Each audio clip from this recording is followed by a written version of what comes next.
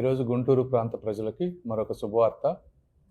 ఆయుష్ ministry నుంచి central institute of yoga and naturopathy research ఇన్స్టిట్యూట్తో పాటు ఒక 100 bed hospital plus staff quarters 15 ఎకరాల స్థలంలో 94 కోట్ల రూపాయలతోటి, అది కూడా 100% సెంట్రల్లీ ఫండెడ్ డబ్బుతోటి నడింపాలెం విలేజ్ ప్రత్తిపాడు మండలంలో ఈరోజు central government, union government approve చేసింది.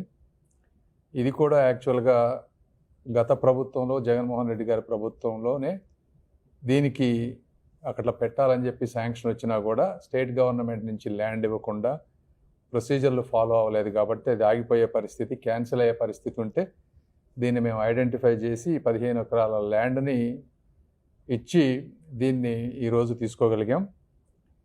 కాబట్టి ఇది ఈరోజు గుంటూరు ప్రాంతంలో యోగా అనేది శ్రీ నరేంద్ర మోదీ గారికి చాలా ఇష్టమైనటువంటి సబ్జెక్టు. న్యాచురోపతి, యోగా, ఆయుర్వేదిక్ అనేది ఇవి కూడా ప్రమోట్ చేయటానికి, ఇందులో వచ్చి ఈ హాస్పిటల్ ద్వారా వచ్చేవి వైట్ రేషన్ కార్డు ఉన్న వాళ్ళకి, పావర్టీ లైన్ కంటే కింద ఉన్న వాళ్ళందరికీ ఫ్రీగా సర్వీసెస్ ఉంటున్నాయి.